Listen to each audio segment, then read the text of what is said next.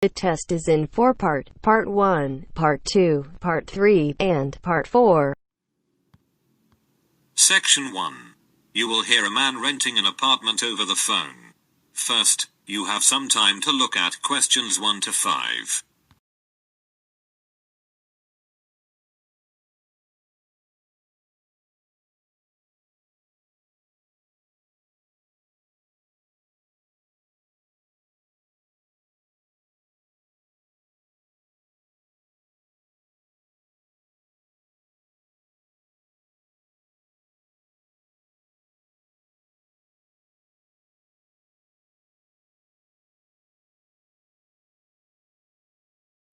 You can see that there is an example that has been done for you.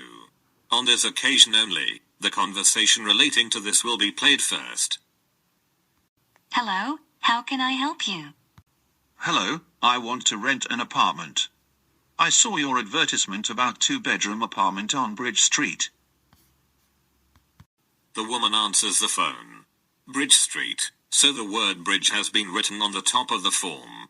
Now we shall begin. You should answer the questions as you listen, because you will not hear the recording a second time. Listen carefully, and answer questions 1 to 5.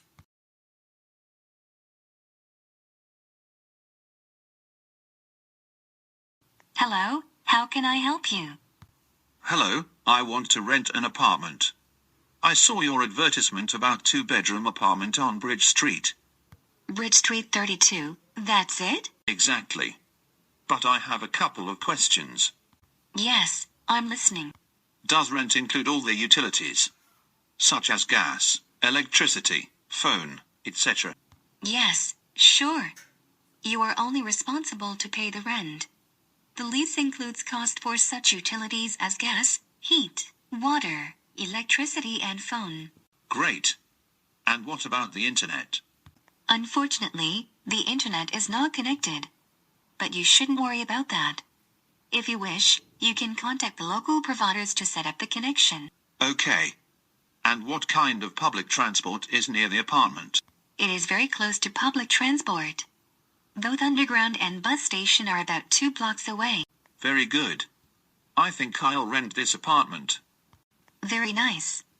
Could you tell me your full name, please? Yes. It's John Hooper. Hooper is spelled with double O. H-double-O. Then P-E-R. Thank you, John. I'm Mary Dixon, and I'll be your apartment manager. Thank you.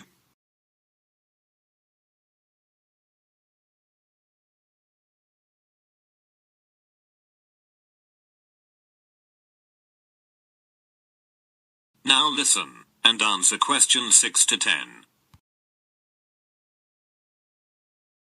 Now, we need to meet to sign a lease agreement. Okay. What documents should I bring?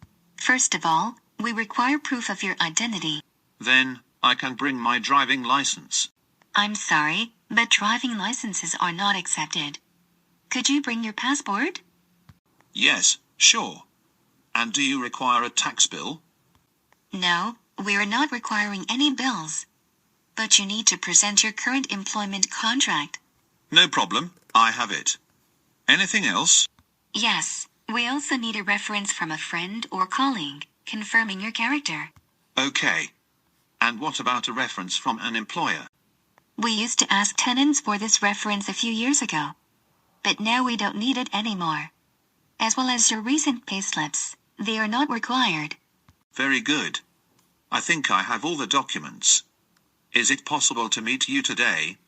Yes. Is 5:30 p.m. convenient for you? Unfortunately, I'm busy until 6 p.m. Then we can meet at 6:30 p.m. Yes, 6:30 is very good for me. I'll be at your office by that time. I think it's better to meet directly at your future apartment, because we'll anyway make a visit. Oh, you're right. See you soon. Thank you. See you soon. That is the end of section 1. You now have half a minute to check your answers.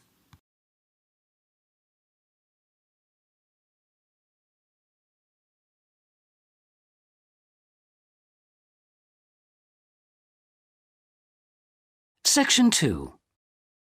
You'll hear a tour guide giving a talk about a museum centre called Riverside Industrial Village. First, you have some time to look at questions 11 to 13.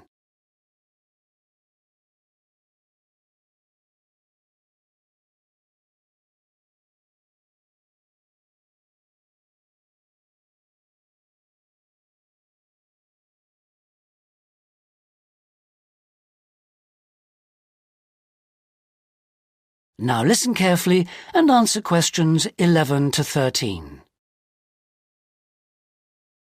Good afternoon, everybody, and welcome to Riverside Industrial Village. To start your visit, I'm just going to give you a brief account of the history of the museum before letting you roam about on your own. I won't keep you long, OK? Now, from where we're standing, you've got a good view of the river over there. And it was because of this fast-flowing water that this site was a natural place for manufacturing works. The water and the availability of raw materials in the area like minerals and iron ore, and also the abundance of local fuels like coal and firewood, all made this site suitable for industry from a very early time. Water was the main source of power for the early industries, and some of the water wheels were first established in the 12th century, would you believe? At that time, local craftsmen first built an iron forge just behind the village here on the bend in the river.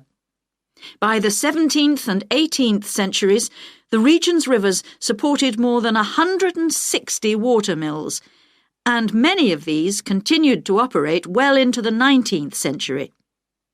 But then the steam engine was invented. And then the railways came, and the centres of industry were able to move away from the rivers and the countryside and into the towns. So industrial villages like this one became very rare. So, that's the history for you. If you'd like any more information, you can ask me some questions, or you can read further in our excellent guidebook. Before you hear the rest of the talk, you have some time to look at questions 14 to 20.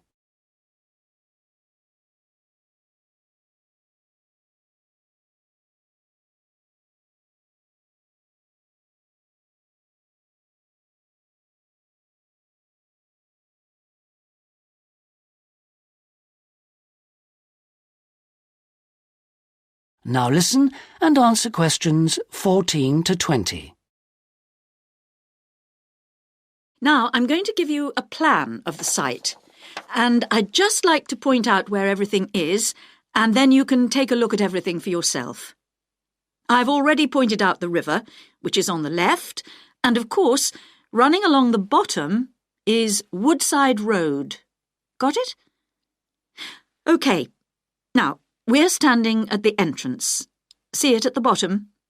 And immediately to our right is the ticket office. You won't need that, because you've got your group booking, but just past it are the toilets. Always good to know where they are. In front of us is the car park, as you can see, and to the left, by the entry gate, is the gift shop. That's where you can get copies of the guide, like this one here. Now, beyond the car park, all the buildings are arranged in a half circle with a yard in the middle. The big stone building at the top is the main workshop. That's where the furnace is, and where all the metal was smelted and the tools were cast, as you'll be able to see. Now, in the top right-hand corner, that building with bigger windows is the showroom, where samples of all the tools that were made through the ages are on display. In the top left corner is the grinding shop, where the tools were sharpened and finished. And on one side of that, you can see the engine room, and on the other is the cafe, which isn't an antique, you'll be pleased to know, though they do serve very nice old-fashioned teas. The row of buildings you can see on the left are the cottages.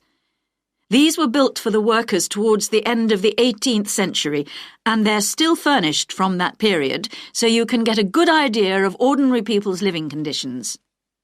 Across the yard from them, you can see the stables, where the horses were kept for transporting the products. And the separate building in front of them is the Works office, and that still has some of the old accounts on display. Right. If anyone wants a guided tour, then I'm starting at the engine room. If you'd like to come along this way, please, ladies and gentlemen. That is the end of section 2. You now have half a minute to check your answers.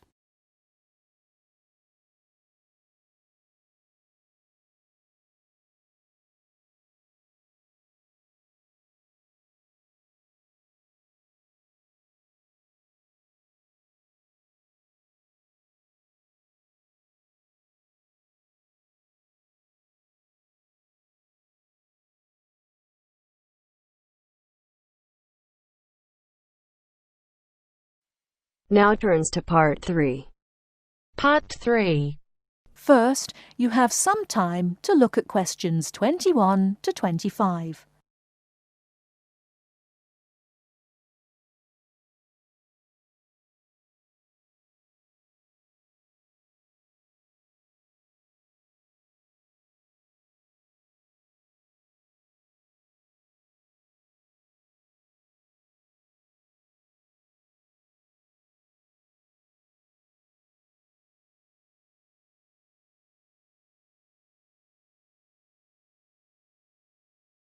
Now, listen carefully and answer questions 21 to 25. Today we're going to look at the life and some of the works of one of America's finest modern female poets, Sylvia Plath. At the time of her death in 1963, Sylvia Plath was on the verge of the critical success and recognition that she had sought for most of her life. Her first novel, The Bell Jar, had just been published, and the publication of her collection of poems, Ariel, had just been agreed. These poems, which were mostly written during the last year of her life, chronicle the traumatic developments taking place in her personal life and were to make for her a reputation as a first-rate poet. But it wasn't until 1982, almost 20 years after her death, that her posthumously published Collected Poems won the Pulitzer Prize for Literature. Since this time, the fascination and intrigue with her work has continued to grow. Very few modern poets have captured the popular imagination as much as Plath, even to the extent that in 2003, a movie was made about her life and her intense relationship with husband and fellow poet Ted Hughes.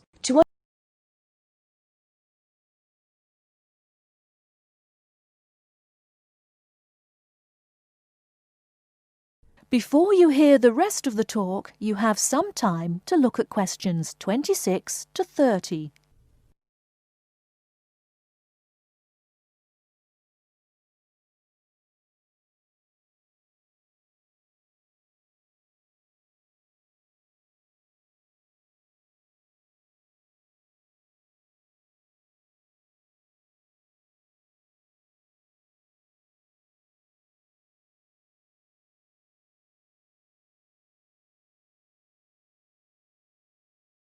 Now listen and answer questions 26 to 30.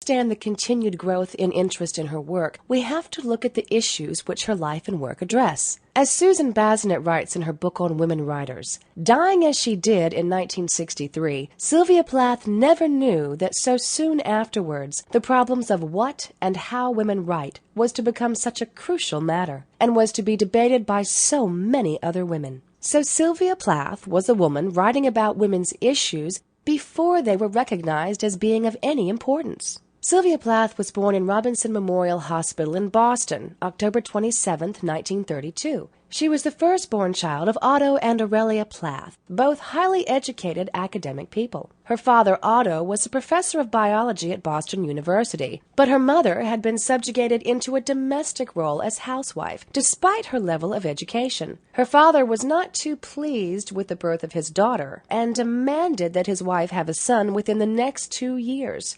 Amazingly enough, his wife obliged by giving birth to a son almost exactly 2 years later.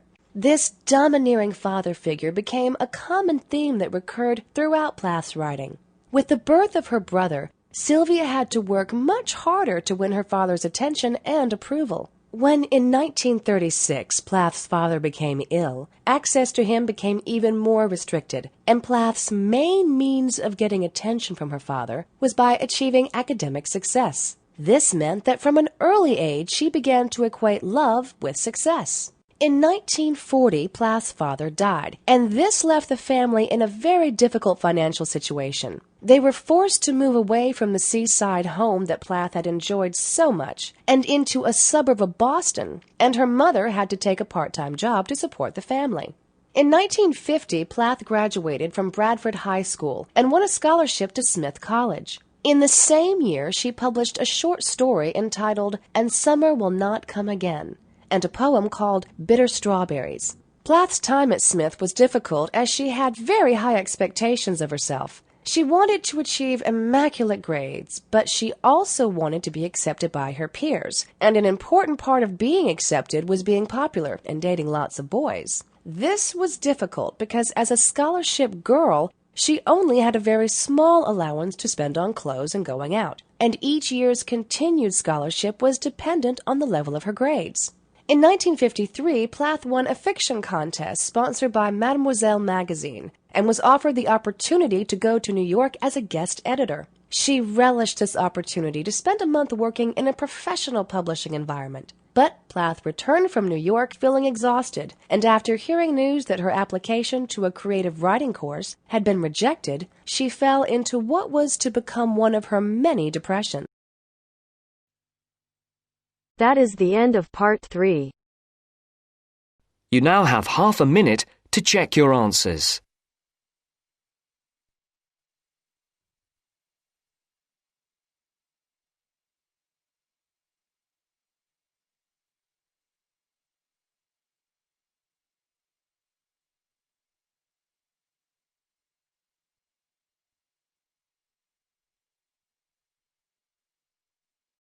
Section 4. You will hear a talk on the history of football in Great Britain in the 19th century. First, you have some time to look at questions 31 to 40.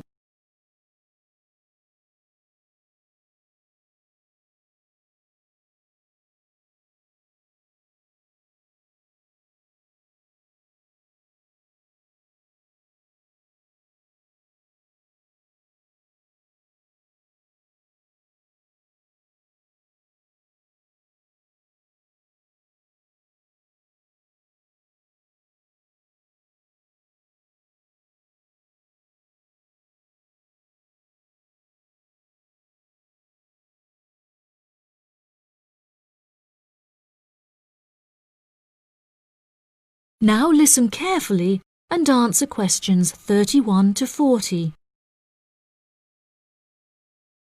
Great Britain is often hailed as the home of football, with talented players travelling from far and wide to play for teams in the English Premier League, one of the most popular football leagues on the planet.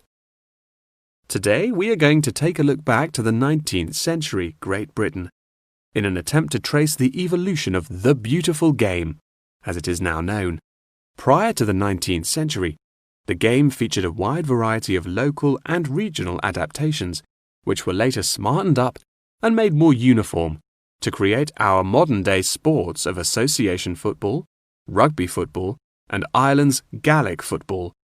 Even up to the mid-19th century, Shrovetide football, or mob football, was still widely practiced. According to the rules of mob football, there were no rules. A player could legally use any means whatsoever to obtain the ball, such as kicking, punching, biting, and gouging, with the only exceptions being murder and manslaughter. These games may be regarded as the ancestors of modern codes of football, and by comparison with later models of football, they were chaotic and had few cooperation. Towards the latter end of the 19th century and moving into the early part of the 20th century, however, there appeared a newfound emphasis on moral values in football. Perhaps a more modern example of this can be seen in John Terry's suspension as England captain, following reports of his infidelity to his wife. Furthermore, as mob football died away, there grew a greater concern for players' health and general well-being, with many clubs affording their top players access to frequent medical checkups and treatment. Despite the presence of Great Britain's unique state-funded National Health Service, football clubs are still seen today providing team members with state-of-the-art healthcare facilities, with the top clubs even housing their own specialist doctors and physicians.